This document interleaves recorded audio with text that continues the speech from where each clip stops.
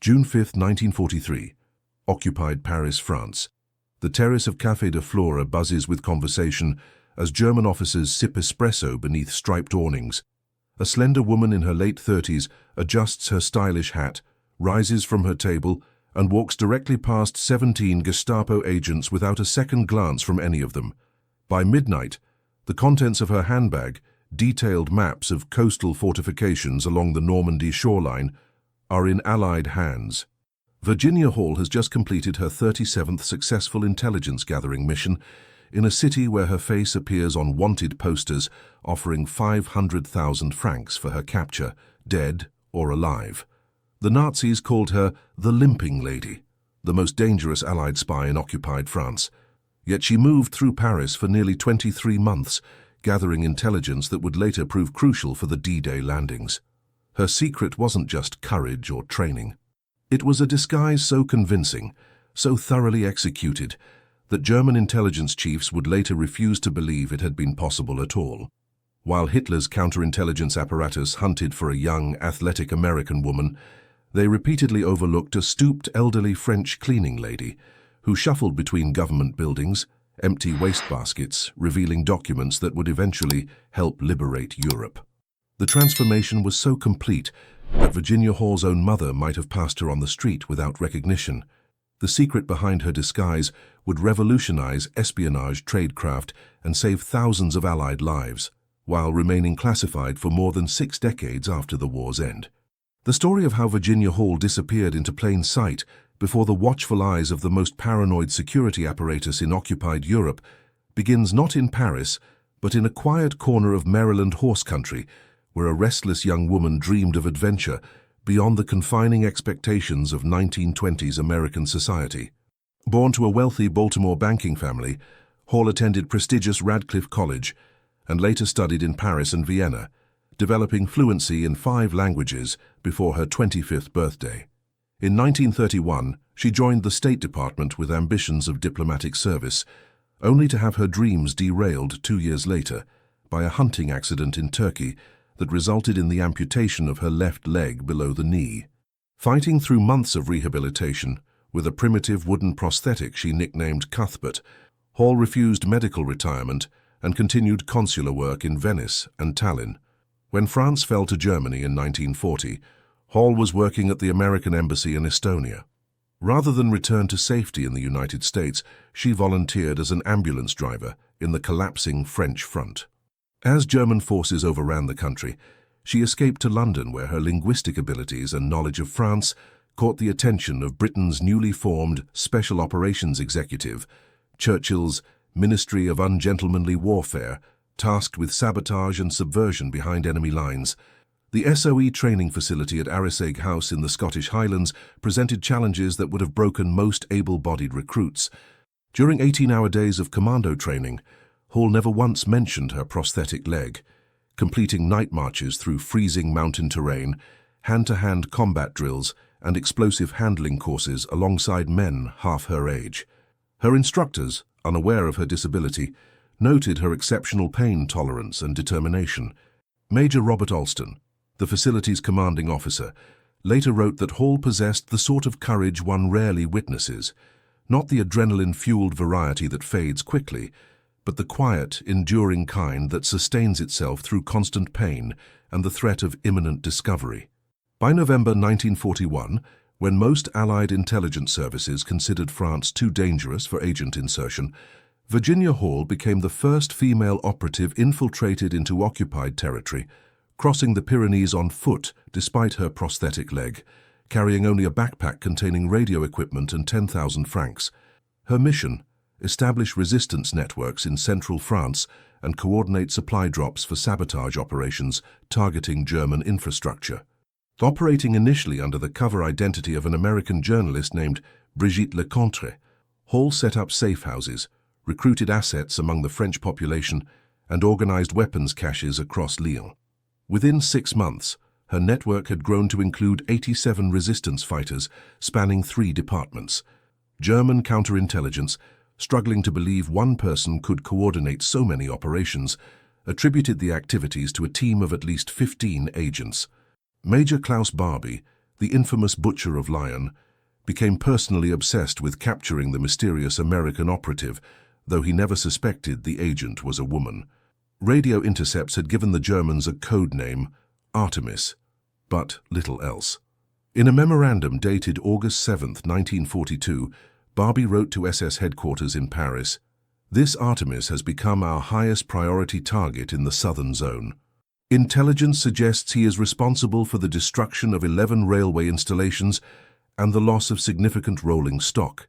We believe he is an American or British officer with specialized sabotage training." The hunting accident that had nearly ended Hall's diplomatic career now served as her greatest advantage in the field. German security protocols focused on identifying athletic men of military age, while Hall's distinctive gait, which should have made her conspicuous, became an element she incorporated into a series of cover identities that played upon German biases and social invisibility. She didn't hide her limp, she exaggerated it, adding years to her age with theatrical makeup techniques learned from resistance contacts in Paris with connections to the Comédie Française. The breakthrough in her disguise methodology came through collaboration with Antoine Bissonnette, a 73-year-old former makeup artist from the Parisian theatre world. Bissonnette had been developing prosthetic facial enhancements for Jewish citizens attempting to evade deportation when Hall recruited him in February 1943. Working from a basement studio near Montmartre, Bissonnette created a suite of carefully crafted facial prosthetics that could age their wearer by decades within 45 minutes. Unlike traditional theatrical makeup that couldn't withstand close inspection, Bissonnette's innovations used latex-based compounds that adhered directly to facial skin, creating texture changes that appeared natural even inches away. The materials allowed perspiration to pass through, preventing the telltale sheen that had betrayed earlier disguise attempts by SOE operatives. Most critically, the components could be applied and removed without assistance, allowing Hall to transform herself daily without risking exposure to anyone else. The physical transformation extended far beyond facial features. Hall studied the body movements and postures of elderly Parisian cleaning women, noting how they became functionally invisible to German officers, despite being present in government buildings and military installations. She adapted her walk to incorporate not just her actual limp, but the stooped, shuffling characteristic of laborers whose bodies had been worn down by decades of physical work. Dr. Maurice Picard, a resistance member and physician who treated Hall for bronchitis during this period, recorded in his journal the astonishment of meeting her in both guises within the same 24-hour period. "I would have staked my professional reputation that they were different people separated by 30 years of age. The transformation goes beyond mere appearance. It is as though her cellular structure has temporarily aged. Her hands, particularly, display veining patterns and arthritic swelling that no makeup could simulate. When I inquired about this effect, she merely smiled and changed the subject." The effectiveness of Hall's disguise was tested repeatedly in situations where discovery meant certain death. On April 17, 1943, while working as a cleaning woman at the Hotel Lutetia, the Gestapo headquarters in Paris, Hall was emptying wastebaskets in an office when Klaus Barbie himself entered unexpectedly. Rather than freezing or attempting to hide, Hall continued her work, mumbling complaints about her aching joints loud enough for Barbie to hear. The fearsome Nazi officer, famous for his brutal interrogation methods, simply stepped around her as though navigating furniture. Later that same day, Barbie conducted a staff briefing about intensifying the search for the American agent, codenamed Artemis, unaware that the elderly cleaning woman who had refreshed the water pitcher on his conference table was his quarry. In the pre-dawn hours of June 21, 1943, Hall's network executed its most audacious operation, the simultaneous sabotage of 5 power distribution centers supplying German military installations around Paris. The precision of the operation, which caused no civilian casualties while crippling German communications for 72 critical hours, prompted Hitler to dispatch additional Gestapo personnel to France with direct orders to eliminate the resistance network responsible. The increased security presence made Hall's disguise even more vital, as German checkpoints began requiring identity verification for all Parisians appearing younger than 60. Lucien Delacroix, A 28-year-old resistance courier who worked alongside Hall, later described witnessing Hall's transformation process in a rare moment of operational necessity. She carried what looked like an ordinary cosmetics case, but inside was an array of medical-grade implements and compounds, unlike anything I'd seen. The application process was mesmerizing, starting with a base layer that created texture, followed by progressive building of features that seemed to collapse the muscular structure of her face. Most remarkable was a dental prosthetic that, when inserted, altered her jaw alignment and speech patterns completely. Within 40 minutes, Virginia ceased to exist, replaced by an elderly Frenchwoman we called Madame Marcel, who could walk through a room full of Germans without drawing a second glance. The disguise underwent its most rigorous test in September 1943, when German counterintelligence, acting on information from an informant, raided an apartment Hall had visited just hours earlier. The Germans obtained a recent photograph showing Hall in her Brigitte Lecontre identity and distributed it to checkpoints throughout the city. With her primary cover blown and her face on wanted posters, conventional espionage wisdom dictated immediate extraction from the theater of operations. Instead, Hall deepened her commitment to her elderly disguise, now operating exclusively as Madame Marcel Montaigne, a 67-year-old widow whose 3 sons had died in the Great War. The cover identity came with meticulously crafted documentation created by the Resistance's forgery experts, including ration cards, work permits, and a lifetime of bureaucratic paper trails. Hall established residence in a small attic apartment in the 11th arrondissement, in a building where several German officers were quartered, hiding quite literally above the enemy. The psychological elements of Hall's disguise proved as important as the physical transformation. She developed Madame Montaigne into a character of tremendous depth, complete with regional dialect variations, personal history, and behavioral patterns consistent with a woman of her fictional age and background.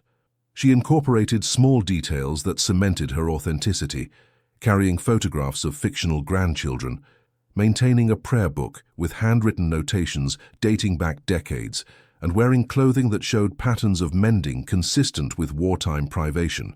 While gathering intelligence and coordinating resistance activities, Hall maintained her cover through employment as a cleaning woman for the German military administration offices on Avenue Kleber. This position provided access to documents outlining troop movements, supply vulnerabilities, and, most crucially, plans for coastal fortifications along potential invasion beaches in Normandy. Each night, Hall memorized key details from documents left unsecured on officers' desks, transcribing the information after returning to her apartment and passing it through her courier network to London. Lieutenant Colonel Heinrich Müller, head of Gestapo counterintelligence operations in Western Europe, became increasingly frustrated by security breaches originating from Paris administrative offices. In a classified directive dated October 3, 1943, Müller ordered comprehensive background investigations of all administrative personnel under the age of 55. The directive specifically exempted elderly cleaning staff and maintenance personnel, categorizing them as minimal security risks due to limited comprehension and physical capabilities. This exemption, born of Nazi prejudice regarding age and class, created the very gap through which Hall continued gathering critical intelligence. By December 1943, Hall's network had expanded to include 123 active resistance members across northern France. Their operations had evolved from intelligence gathering to include direct action against German military targets, with Hall personally coordinating supply drops of explosives and weapons. The network, now codenamed Diane in Allied communications, was credited with 38 successful sabotage operations that winter, including the destruction of 6 German supply trains and the targeted elimination of collaborationist officials. The increased operational tempo brought heightened risk. On January 12, 1944, German security forces captured 3 members of Hall's network after a failed attempt to sabotage a munitions transport. Despite brutal interrogation at Gestapo headquarters, the captured resistance fighters revealed nothing about Madame Montaigne. 2 days later, as the prisoners were being transferred to a detention facility, Hall orchestrated their escape using a team of resistance fighters disguised as German military police, complete with forged transfer orders prepared by her document specialists. The audacity of the rescue operation intensified the German hunt for the Diane network's leadership. By February 1944, Klaus Barbie had connected the mysterious Artemis with reports of an American woman operating in France, though he still hadn't linked this operative to the elderly cleaning woman who had worked in his headquarters for months. In a moment of particular irony, Barbie's office issued new identification requirements for all cleaning personnel, papers that Hall herself collected from the administrative office while in her Madame Montaigne disguise. The most extraordinary testament to the effectiveness of Hall's methods came during a German counterintelligence sweep of the 11th arrondissement, following the assassination of a high-ranking SS officer. German security forces conducted door-to-door searches and identity verification throughout the neighborhood where Hall maintained her apartment. When officers arrived at her building, Hall did not attempt to hide or flee. Instead, she invited the German search team into her apartment, offered them the weak coffee substitute available to French civilians, and complained at length about her arthritis while they conducted their search. The German lieutenant leading the inspection team actually apologized for the intrusion before moving to the next apartment. As Allied preparations for the Normandy invasion accelerated in spring 1944, Hall's intelligence gathering focused increasingly on coastal defenses and German troop distributions. The accuracy of her reports regarding gun emplacement locations and concrete bunker specifications convinced Allied command that she had somehow gained access to German engineering documents, which in fact she had, through her cleaning duties at administrative headquarters. The information proved valuable enough that General Eisenhower specifically requested continued reporting from the Diane source during final invasion planning. On May 7, 1944, exactly 1 month before D-Day, Hall faced her closest call when a newly arrived Gestapo officer from Berlin recognized behavioral inconsistencies in her elderly persona. Captain Werner Scharf, who had specialized in counterintelligence operations against Soviet deep-cover agents, noticed that Madame Montaigne displayed unusually precise posture correction when thinking she was unobserved. This detail, a trained operative's unconscious reversion to proper bearing, triggered Scharf's suspicions. Rather than ordering her immediate arrest, Scharf began a surveillance operation, assigning 2 junior officers to monitor Madame Montaigne's movements. For 3 days, Hall maintained her cover flawlessly despite knowing she was being watched. On the 4th day, she implemented a counter-surveillance plan that demonstrated the full depth of her operational capabilities. Using pre-arranged signals, Hall activated 5 separate resistance members who created a sequence of distractions, including a staged argument, a minor traffic accident, and a medical emergency, that systematically separated her from her surveillance team through crowd movements. By the time Scharf realized his surveillance operation had lost Madame Montaigne, Hall had already transferred her most critical intelligence about Normandy beach defenses to her radio operator for transmission to London. That evening, she underwent another transformation, emerging as a middle-aged nun from a provincial order supposedly in Paris, collecting donations for orphaned children. Under this cover, she made her way to a safe house in Montmartre, where she remained for 72 hours, until the immediate search operations subsided. Rather than abandoning her compromised Madame Montaigne identity completely, Hall took the unprecedented step of staging the character's death. Working with resistance members, including a physician willing to falsify death certificates, Hall created evidence of Madame Montaigne succumbing to pneumonia, complete with official documentation and an actual funeral attended by German officers from her building, who had come to view the elderly cleaning woman with a certain paternalistic affection. One lieutenant even placed flowers on the casket, unaware that it contained only sandbags, while the woman he knew as Madame Montaigne observed the proceedings from behind a nearby tombstone. With the successful death of her longest-running cover identity, Hall established a new disguise as Madame Charlotte Bouchard, a 59-year-old cheese seller from Normandy who had come to Paris to live with her cousin after losing her business to German requisitioning. The new identity allowed Hall to continue operations during the crucial weeks before the Allied invasion, though with a somewhat reduced access to German installations.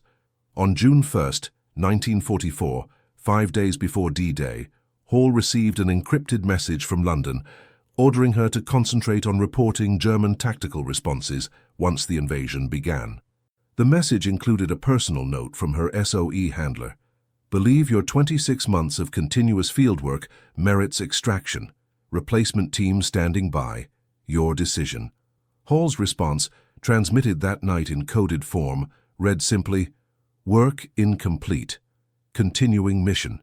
When Allied forces landed on the beaches of Normandy on June 6, 1944, they did so with detailed knowledge of German defensive positions, artillery ranges, concrete bunker specifications, and unit distributions, much of it provided through Hall's network. As German reinforcements mobilized toward the coast, Hall's operatives conducted targeted sabotage operations that delayed critical panzer divisions by creating rail and road obstructions at key junctures identified through her intelligence gathering. In the chaotic weeks following the invasion, as German forces struggled to contain the Allied beachhead, Hall's operations transitioned from intelligence gathering to direct support of advancing Allied units. Her network provided guidance to resistance fighters conducting sabotage operations behind German lines, coordinated supply drops to isolated resistance cells, and facilitated the escape of downed Allied airmen through territories still under German control. By August 1944, as Allied forces approached Paris, Hall received orders to prepare for link-up with advancing American units. Rather than withdrawing to safety, she expanded operations into the suburbs around Paris, gathering intelligence on German defensive preparations and identifying weaknesses that could be exploited during the city's liberation. Working now with the American Office of Strategic Services, OSS, which had absorbed many SOE operations in France, Hall coordinated between resistance fighters and conventional military units to minimize civilian casualties during urban combat operations. On August 25, 1944, as the first Allied tanks entered Paris, Virginia Hall watched from the window of a small apartment near the Champs-Élysées. She had removed her disguise completely for the first time in nearly 2 years. According to her radio operator who was with her that day, Hall's only comment as American forces moved past her window was, "They're right on schedule." The operational security surrounding Hall's activities was so complete that when she reported to OSS headquarters established in the liberated city, the receiving officer initially refused to believe she was the agent codenamed Diane, whose intelligence had been considered so reliable by Allied command.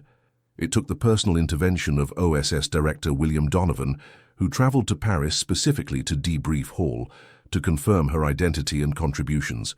In Donovan's classified after-action report, later declassified in 2007, he wrote, "Agent Hall's 26-month continuous operation in denied territory represents an unprecedented achievement in the history of intelligence operations.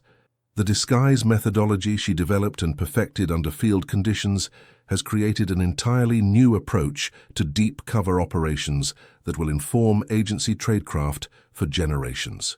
The techniques Virginia Hall pioneered, particularly the use of age alteration as an operational disguise element, became foundational training components for post-war intelligence services.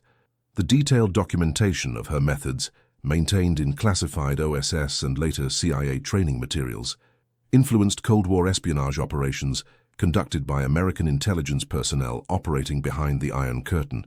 Her innovation of becoming a person others unconsciously chose not to see represented a psychological breakthrough in covert operations.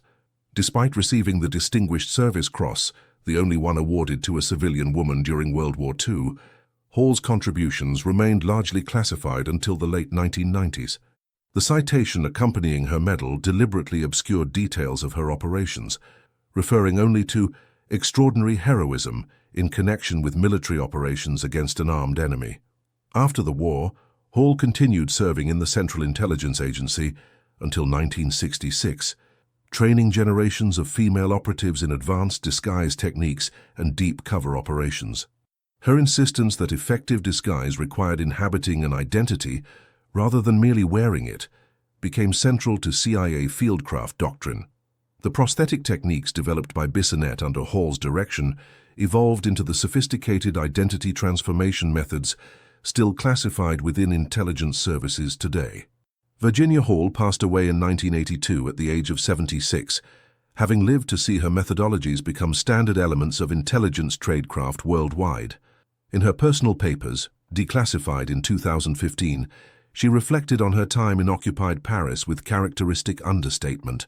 "The Germans were looking for a limping lady spy. I made sure they never found one. Only an old woman not worth a second glance." Dr. Erica Weatherfield, historian and author of Invisible Warriors: Women in Espionage, notes that Hall's greatest achievement was psychological rather than technical.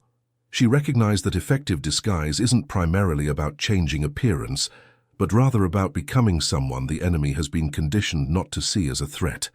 By transforming into an elderly cleaning woman, she didn't just change how she looked, she exploited the enemy's blind spots and biases. The full scope of intelligence Hall gathered during her time in occupied France remains partially classified, but declassified fragments indicate her networks provided over 800 separate intelligence reports on German military capabilities, troop movements, and defensive preparations. Historians at the National Security Agency have estimated that intelligence from Hall's network influenced Allied planning for no fewer than 23 major operational decisions during the critical phase of the European campaign. Lieutenant General Michael Harrington, former Director of Defense Intelligence Agency Operations, stated in a 2018 analysis that Hall's contributions likely shortened the European war by 3 to 5 months, potentially saving hundreds of thousands of lives on both sides of the conflict. The assessment, based on newly declassified materials, suggests that without Hall's detailed reporting on coastal fortifications, Allied casualties during the Normandy landings might have been significantly higher. The disguise methodologies Hall developed represented more than technical innovation. They demonstrated a fundamental understanding of human psychology and social dynamics that transcended conventional espionage training of the era.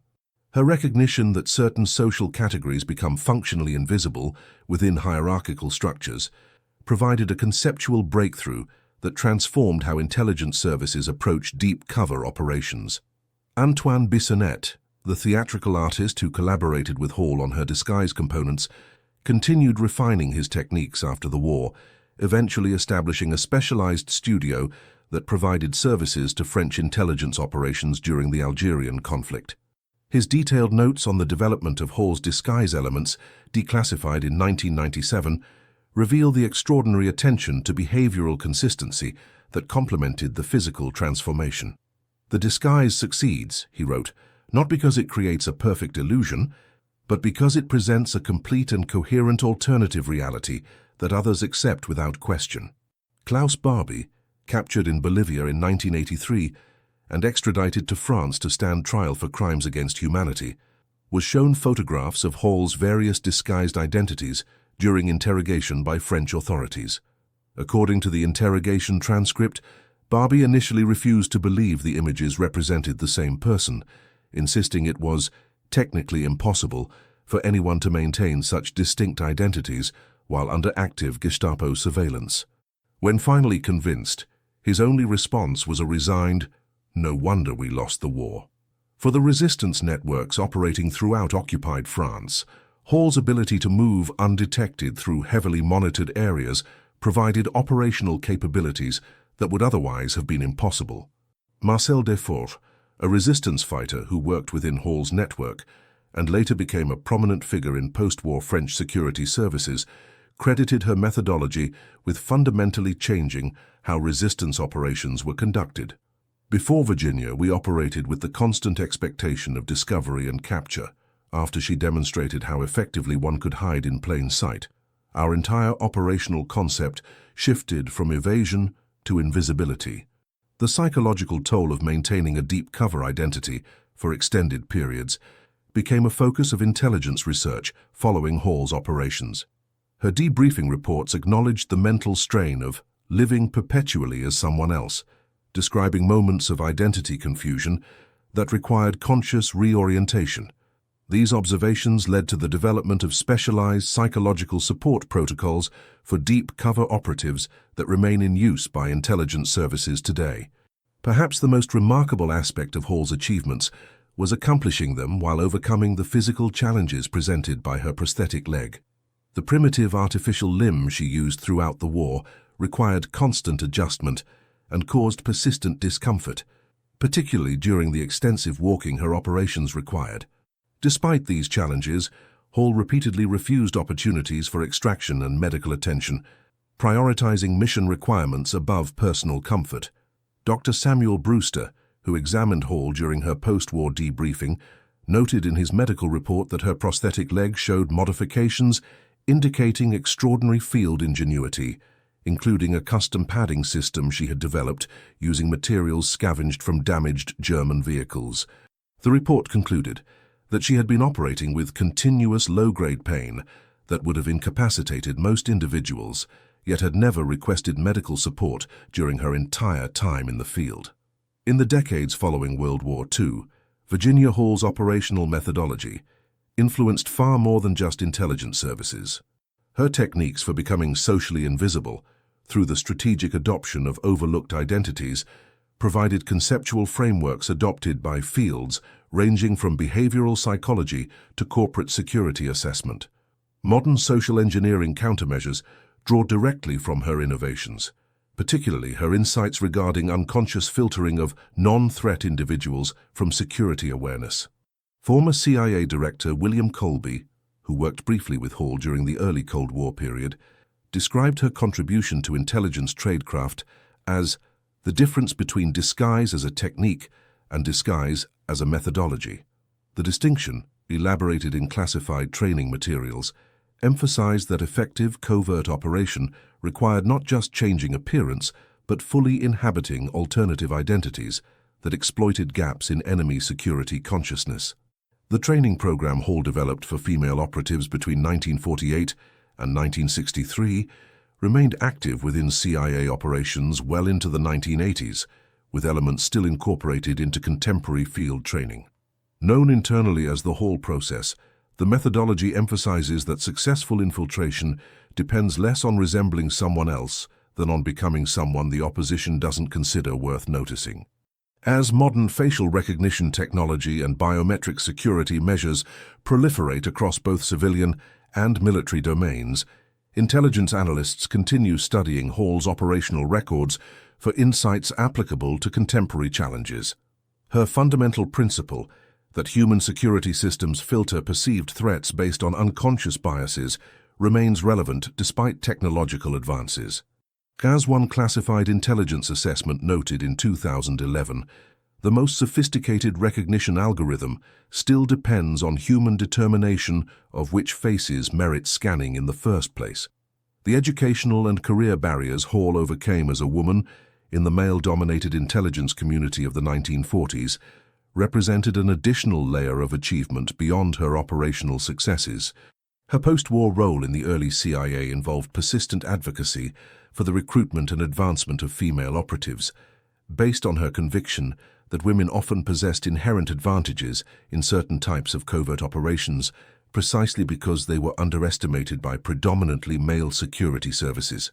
Colonel Thomas Wilkinson, who supervised Hall's training activities in the post-war period, recorded in his administrative assessment that Agent Hall's insistence on developing female-specific tradecraft methodology, rather than simply adapting male-oriented techniques, represents a conceptual breakthrough in operational diversification.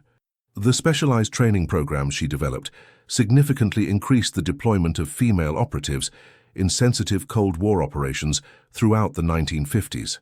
The full accounting of lives saved through Hall's operations may never be known with certainty, but historical analysis of her intelligence contributions suggests that beyond the strategic impact on military operations, her networks directly saved hundreds of individual lives through targeted rescue operations. Between September 1943 and June 1944, her Paris network orchestrated the escape of 37 downed Allied airmen and facilitated the evacuation of 53 Jewish citizens facing deportation to concentration camps. Captain Eleanor Westfield, who commanded Women's Army Corps intelligence units during the Korean conflict, cited Hall's operational record as definitive evidence against prevailing attitudes limiting women's roles in intelligence gathering. In congressional testimony supporting expanded opportunities for female operatives, Westfield noted that Hall had accomplished more working alone behind enemy lines than entire male-staffed intelligence units operating with full institutional support.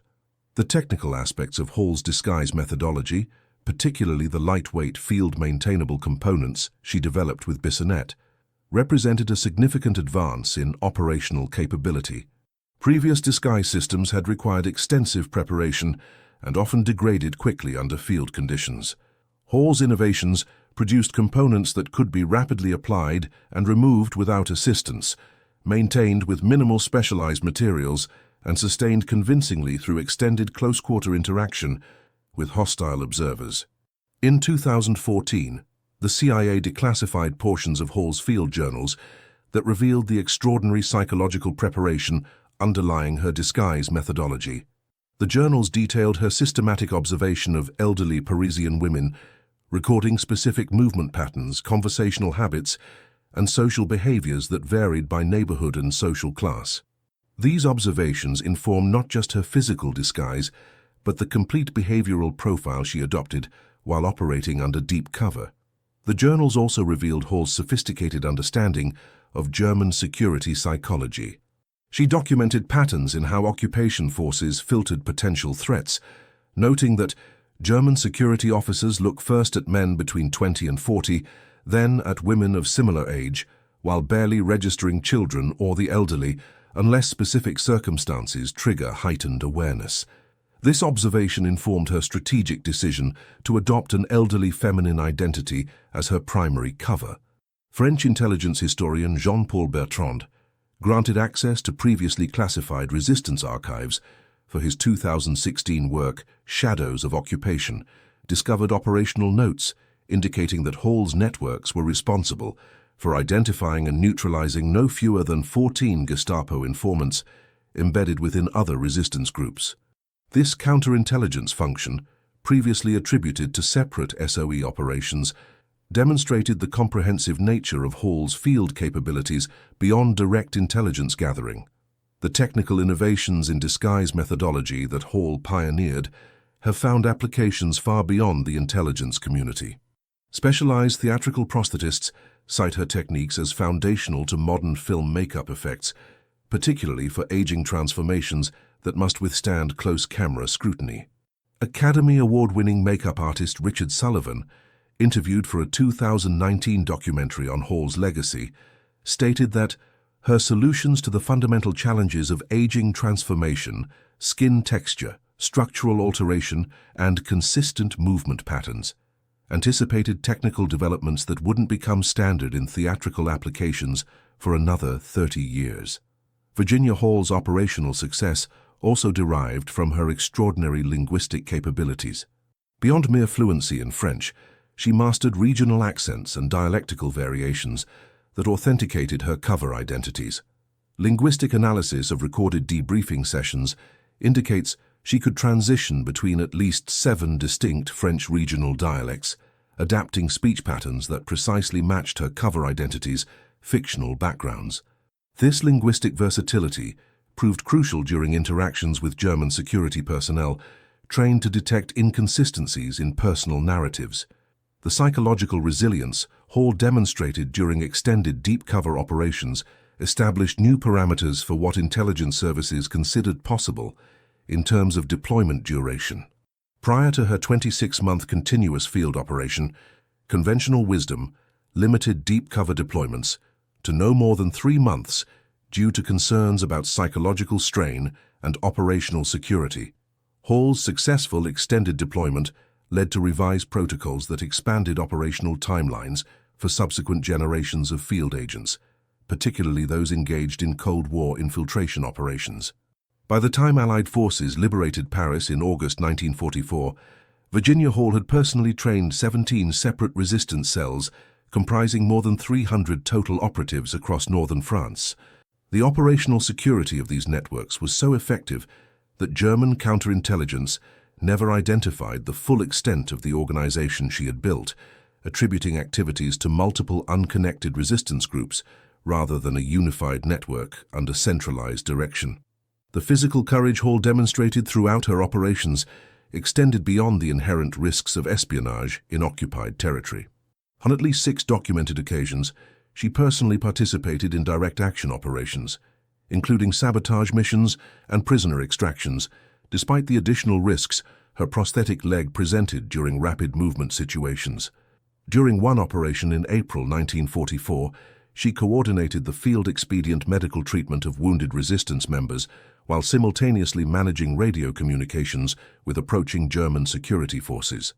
In the final analysis, Virginia Hall's most significant contribution to Allied victory may have been her demonstration that effective intelligence gathering depended less on technological advantage than on human insight into the psychological vulnerabilities of enemy security systems.